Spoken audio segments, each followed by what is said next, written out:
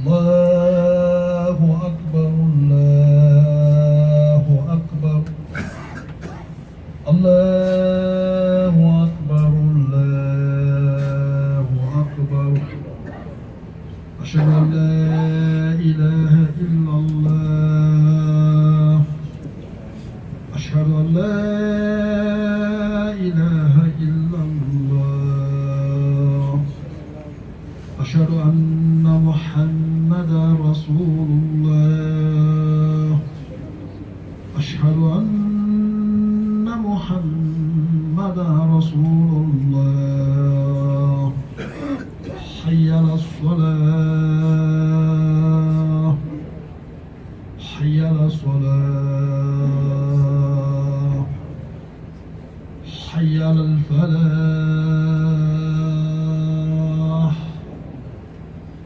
حي على الفلاح الله أكبر الله أكبر لا إله إلا الله.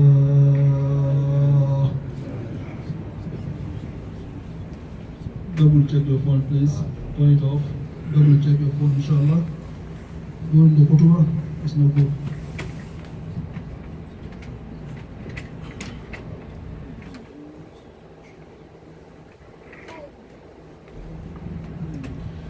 إن الحمد لله نحمده ونستعينه ونستغفره ونعوذ بالله من شرور أنفسنا ومن سيئات أعمالنا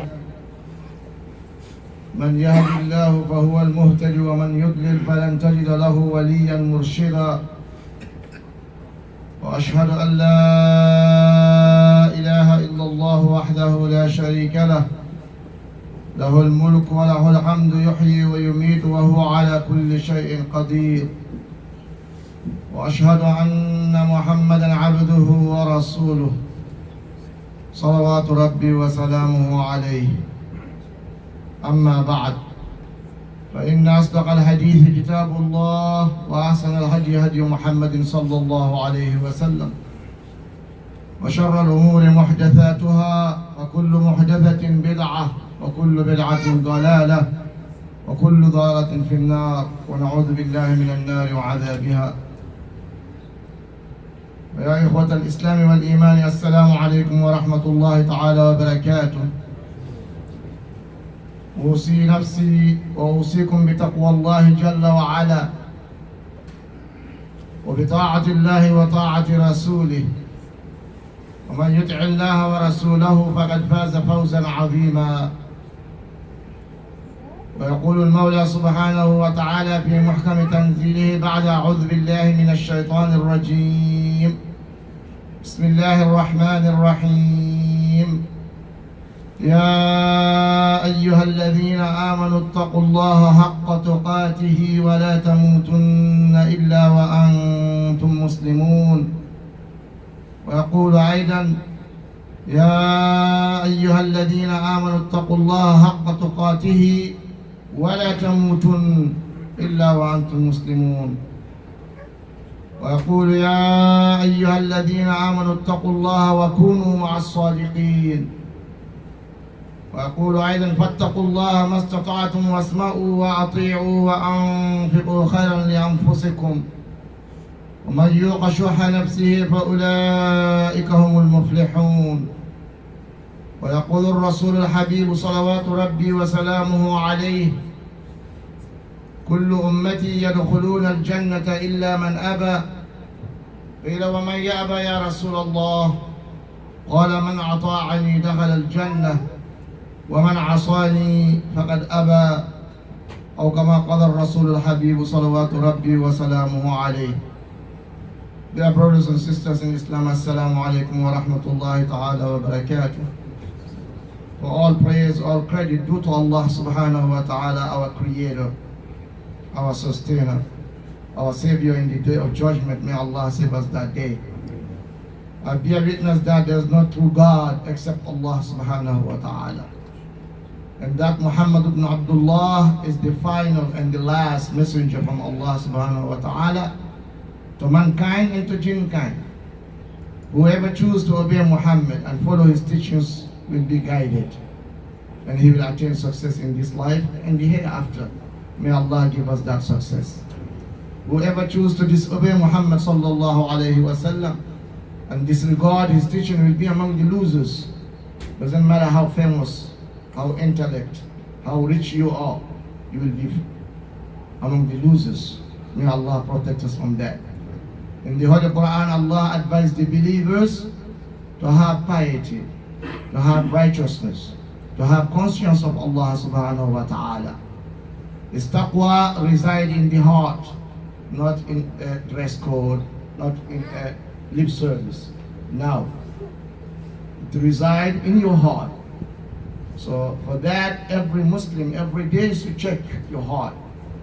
Do you have any disease there which will prevent you from receiving taqwa? Do you have any barriers in your heart, any doubts which will negate your iman? You should check that every day, because the disease of heart is more dangerous for a Muslim than the disease of a body.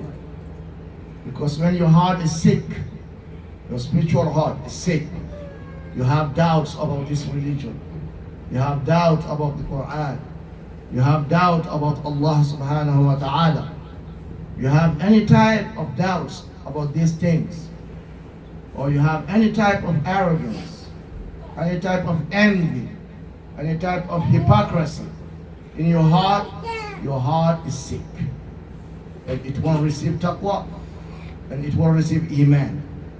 And if you go to Allah with that heart, you will be among the losers. May Allah protect us from that. That's why the Prophet sallallahu alaihi wasallam told us, "At-taqwa ha-huna, at-taqwa ha-huna, at-taqwa ha-huna," wa yushiru ila sadrihi thalatha. The Prophet, every time he will say, "Taqwa reside here, taqwa reside here, taqwa reside here," pointing to his heart. So as a Muslim, check your heart every day, because nobody knows what's in there except Allah subhanahu wa ta'ala. Well, you know how you feel. Because we have Muslims right now, they would like to argue the Quran. They have doubt about the message of Allah. They have the right to discuss the private life of the Prophet Muhammad sallallahu alaihi wasallam.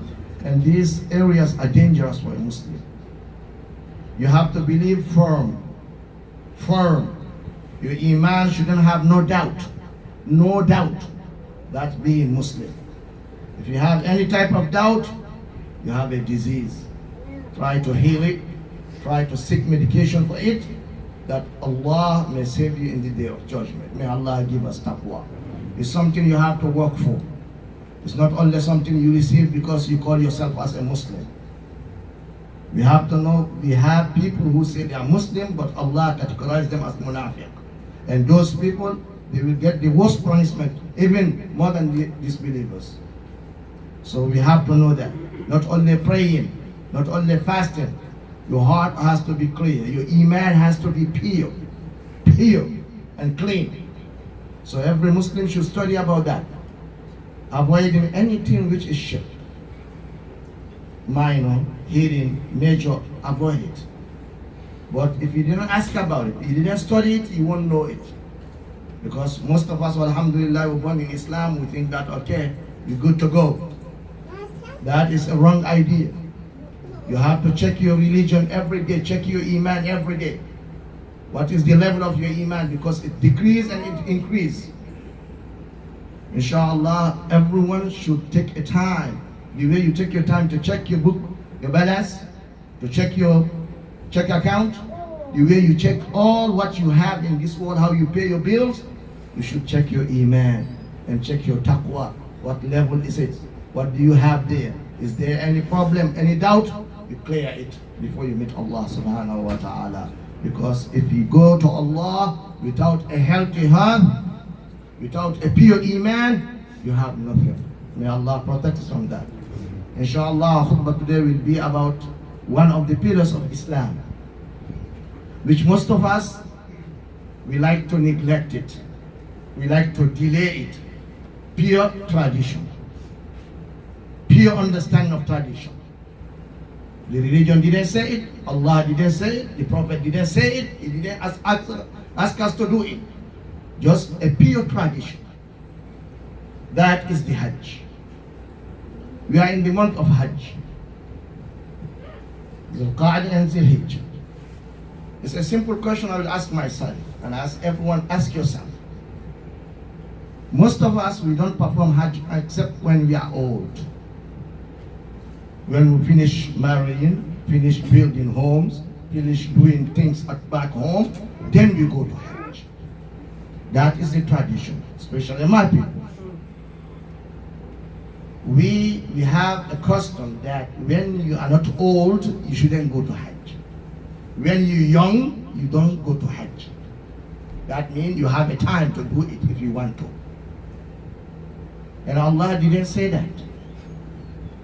Allah said, أعوذ بالله من الشيطان الرجيم بسم الله الرحمن الرحيم ولله على الناس حج البيت من استطاع إليه سبيلا ومن كفر فإن الله غني عن العالمين. Another one, he said, وَأَتِمُّ الْحَجَّ وَالْعُمْرَةَ لِلَّهِ. He said, as a right of Allah. وَلِلَّهِ عَلَى النَّاسِ. That is the right of Allah, as a right of Allah upon the people to go and perform Hajj. On everyone who have the ability and the means to go there, you have to go. And he said, وَمَنْ كَفَرَ. If everyone disbelieve, that means deny the order of Allah, فَإِنَّ اللَّهَ غَنِيٌّ عَنِ الْعَالَمِينَ. Allah indeed is independent of the whole world. That means whatever you do as a good doesn't matter to Allah. It's not His, it's yours. Now as a tradition, most of us, especially my brothers between the age of 20 and 40, especially this age, most of us, we don't go to Hajj until we finish building homes. Did Allah ask you to build home? Wallahi, if you die as a Muslim, Allah won't ask you how many homes you have. He won't ask you, do you have a place or villa or something back home? He won't ask you that. But He will ask you, did you perform the Hajj when I give you the means to go? He will ask you that. Now for the young people, Alhamdulillah, especially you hear Allah bless you, you get your papers, you got your papers. You go back home 3, 4, 5 times and you don't go to Hajj. And Hajj, brothers and sisters, is not optional. You don't do it because you want to or if you can. No, it's mandatory. It's an obligatory action of Islam.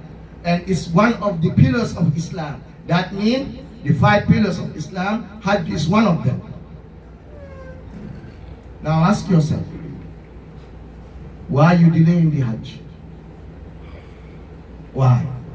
Because tradition tells you a young man shouldn't go to Hajj. While you're young, and Hajj is for the young people, not old. When you went there old, if you go there you old, you can't perform it. Because it's not an easy job. And most of us, we have the idea or the meaning that before, if I got money, the first people I should take to Hajj is my parents. No. It's you first. Everything which is fardu ayn in Islam, you don't let other people do it before you. You do it first, then you give other people. That means when Allah bless you with the means to go right now, if Allah bless you with $7,000, you got your papers, you're healthy, you're an adult, it's fardu ayn upon you to go to Hajj. Not your parents, not your uncles, not your in-laws. It's you. Because you are the one who Allah give the money to. Taking your parent to Hajj is not mandatory upon you. If Allah didn't give them the means, He won't blame them. You going to Hajj first, that is the mandatory. That means if Allah bless you with the money and you're healthy, even if you're 20 years old, the obligatory matter is you go to Hajj first before you give someone to go to Hajj. That is the Islam. That is the right way to do it. But we have the custom and the tradition that the first money I got, I take my father, then my mother, then my in-laws, then my uncles. When everyone is finished going, then I will go to Hajj. That is a wrong understanding of Islam. Because brothers and sisters, if you die, doesn't matter 20, 25, 26, 30. If you die and you didn't go to Hajj and Allah give you the means, He will punish you. Because you didn't fulfill His command. And you didn't complete the mandatory or the pillars of Islam which Allah gave you the means to go. So we as Muslims, we have to know Hajj is an important matter in Islam. It's not something you delay when you finish everything. I have to build my house, I have to buy this, I have to go this, I have to do this business, I have to start my business before I go to Hajj. No. It's a type of jihad. For the highest form. عن عائشة رضي الله عنها أنها قالت قلت يا رسول الله ألا نغزو ونجاهد معكم قال لكن أحسن الجهاد وأفضله الحج حج مبرور. Our mother Aisha رضي الله عنها once asked the Prophet صلى الله عليه وسلم, please let us go with you to the battlefield and fight, because it's one of the greatest actions in Islam. Let's go. The Prophet said, but you have to know, Aisha, the best jihad, the best and the most precious is going to Hajj and doing a proper, correct Hajj. And the Prophet ﷺ told us, فَمَنْ حَجَّ وَلَمْ يَرْفُثْ وَلَمْ يَفْسُقْ رَجَعَ كَيَوْمِ وَلَدَتْهُ أُمُّهُ.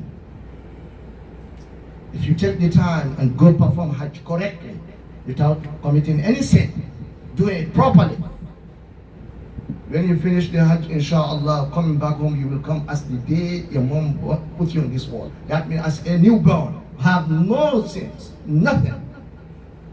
Why a Muslim shouldn't be eager to do that? Why? Why are we delaying it? So especially our young people. You will see someone who have money, have how many houses, how many lots, how many cars. Why he doesn't go to Hajj? And ironically, even his parents don't tell him to go to Hajj because he's young. In Islam, we know when you reach maturity, when you hit puberty, that's it. You and 70-year-old are equal. The obligatory, mandatory things, you have to do it as he does it. If you don't do it, you will be punished. So we Muslims, we have to know, brothers, when Hajj time comes, as a Muslim, if Allah give you the means and you're healthy, it's not your parent first, it's you first. When you finish, then you do Hajj for them. You give them chance to go to Hajj, or you pay for them someone to do Hajj for them. But you have to start with yourself. Doesn't matter age. As long as you're an adult, as long as you're healthy, you're free, Allah give you the means, you have to go. Because it's mandatory, it's obligatory mandatory. Like praying, like fasting. So most of us we delay in Hajj because of tradition. It's not Islam, it's tradition. Otherwise, Islam asks you to perform Hajj the way it asks you to pray, the way it asks you to do Ramadan. Because no one will say, okay, Ramadan is coming now, I will let other people fast for me, or I will fast for my parents. You cannot do that. So the same way is the Hajj. Especially my young ones, I'm encouraging you, brothers. If you have the means, not your business first, not homes, not cars, not other people. It's you first. Because if you die, Allah won't ask them. He will ask you. He will say, I give you the means to go, and you refuse to go. As the Prophet ﷺ said, Man arada al-hajja falyu'ajjil. قد يمرض المريض وتدل الراحلة وتكون الحاجة. If you want Hajj or you mean to go to Hajj, hurry up. Make it fast. Go early. Because you don't know, sickness will fall you. Sickness will come. You cannot go. Or the means you have, the money you get will be lost. Or your job will get lost. Your business will come bankrupt. You don't know. And you have no excuse in Allah's sight. Because He give you the means. He give you the money. But you take it and went and build homes and give other people to go to Hajj, and you didn't go to Hajj. And that includes the sisters. Because we have idea in our homes that the last people who should go to Hajj is the wives or the mothers. It's mandatory upon them as it's mandatory upon the men. And we have most sisters, you file taxes, you got $7,000, $6,000, $10,000, and you take it all buying furnitures, buying things while the Hajj is there. Because tradition tell you, you as a young woman, you cannot go to Hajj, or you won't go to Hajj until you finish everything you have to do in this world. Then you get old, you go, you make tawbah. Going to Hajj is a tawbah itself. Going to Hajj is a tawbah itself. Because if you go there, you perform the Hajj correctly, Allah will forgive you your sins. Don't say you have to repent and do things and things. No, it's a mandatory act. The first you get it, the first you perform it. That is the way Allah asked us to do. And the Prophet ﷺ asked us to do. Ya ayyuhan nas inna Allah kataba alaykumul hajja fahujju. Or people, Allah make Hajj mandatory upon you. Go to Hajj. So as a young one, as a brother and sister, please, if Allah give you the means, don't delay the Hajj. It's a mandatory act upon you. And it's something which the Prophet ﷺ asked you to do. Allah subhanahu wa ta'ala asks you, it's his right. Walillah, as a right of Allah. Not only mandatory, it's a right of Allah. For you to fulfill the right of Allah, if he give you the means, go to Hajj. And most of us in these countries, we delay it. We don't go to Hajj on time at all. You will see some brothers and sisters travel, go back home 10 times, 5 times, 6 times. Have 3 compounds, 4 compounds, 6 houses, how many cars? If you ask them about Hajj, they will say, Alhamdulillah, I'm waiting a little bit. Why? Because tradition tell you, you don't go to Hajj Ali. Don't do that. And going to Hajj again, you have to seek your halal money. It's important. The pure, clean money, which is halal, that is the money you take and go to Hajj. Otherwise, you're wasting your time. You don't go to Hajj with any money you have. You have to choose the money which you know is halal in Islam. Pure, clean. No doubt, no mix on it. Pure, you take that money, you go to Hajj. Because nowadays we Muslims, we don't check where we get our money. As long as dollars, we're happy. While you have to know, in the day of judgment, the Prophet ﷺ said, your feet won't move even an inch, except Allah asks you about 4 things. عن عمره فيما أفناه عن شبابه فيما أبلاه وعن علمه ماذا عمل به وعن ماله من أين اكتسبه وفيما أنفقه. 4 questions Allah will ask you. You won't move when you get up. 1, He will ask you about your life. How do you spend your life? Where did you spend it? Playing, following the world, or worshiping Allah? About your youth, when you're healthy, you're strong, nothing will stop you. What did you do with that? Did you do it to seek knowledge of the deen, worshiping Allah properly, or just following life? And ilmi, the knowledge which Allah gave you, what did you do with it? Did you practice it, apply it, teach other people, or not? But the money, He have 2 questions for you, not 1. Min ayna iktasabah? How do you find your money? How did you get your money? He will ask you that. Not only where you spend it, how do you get it? And the second one, where do you spend your money? Your life, 1 question. Your youth, 1 question. Your education, 1 question. For your money, 2 questions. So as a Muslim, you have to be aware. It's not only collecting your money. How you collect it, Allah will ask you. Where did you get it? He will ask you. Because a penny of halal is better than $1 trillion of haram. As a Muslim, you have to know that. You have to believe that. Because whatever you get a penny of halal, you give it in the way of Allah, you will find it trillions in the akhirah. But haram money, it doesn't matter how much you will find it zero in the way of Allah, because He wants seek all pleasure of a human being. He doesn't care if you're happy or not happy, because He created you. And the best thing for a human being is to accept by being servant to Allah subhanahu wa ta'ala. That's the best thing for a human being. So what Allah tell you, accept it and do it. It will help you in the next life. Because over there, no money, no family, no relative, no power, no fame will benefit you. Nothing. Except the worship of Allah, the collective iman. So brothers and sisters, if Allah bless you with the means, He give you the money and the help to go to Hajj, don't delay it. As the Prophet said, you might be sick one day, or sick will befall you. You don't know. Something will make you lose your money. You will lose your job. You don't know. You will lose your health, and you don't go to Hajj, and you could die and go meet Allah. He will say, I give you one day this money and this health. You didn't go to Hajj. Why? And for my people, if you get money, your parent is not the first. Islam didn't say if you get money, you take your parent first to Hajj. He asked you to go to Hajj first. After that, you send who you want to send.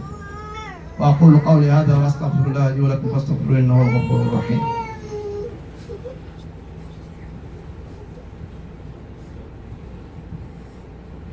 الحمد لله الذي هدانا لهذا وما كنا لنهتدي لولا أن هدانا الله. الحمد لله الذي بنعمته تتم الصالحات. وصل اللهم وسلم وبارك على النبي الأمي محمد وعلى آله وأزواجه أمهات المؤمنين وذريته كما صليت وباركت على إبراهيم وعلى آل إبراهيم في العالمين إنك حميد مجيد. فيا إخوة الإسلام والإيمان، أكثروا من الصلاة والسلام على الحبيب المصطفى في هذا اليوم العظيم، فإن الله وملائكته يصلون عليه، وقد أمرنا بالصلاة عليه، حيث يقول المولى سبحانه وتعالى بعد أعوذ بالله من الشيطان الرجيم بسم الله الرحمن الرحيم إن الله وملائكته يصلون على النبي يا أيها الذين آمنوا صلوا عليه وسلموا تسليما. ويقول الرسول الحبيب صلوات ربي وسلامه عليه من صلى علي صلاة واحدة صلى الله عليه بها عشرا.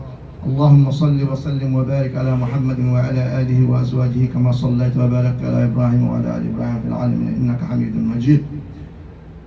As a reminder, all the time, brothers, we have to have a pure, clean iman. That means your iman should be pure, should be clean. Because if you die as a human being, as a Muslim, without a pure iman, you're going to hell. May Allah protect us from that. So the iman, you have to check it. You don't just sit and wait for other people to tell you about your iman. You have to go and study it. Knowing it is fard ain. It's a private, mandatory, obligatory that no one can do it for you except you do it for yourself. Because if you go to Allah, you have no excuse. He sent a prophet and He sent Quran. You have to know it. Know what will decrease your iman, know what will negate your iman. You, as a Muslim, you have to know those things. And as a Muslim, doing good things without asking others to do is not right. We have that attitude. That means I'm praying, alhamdulillah, I'm coming to the masjid, I pray, while half of your family at home not praying. Because right now we don't have school. I didn't see most young of the people. Most of us have young people. Most of us, we have kids 16, 17 years old.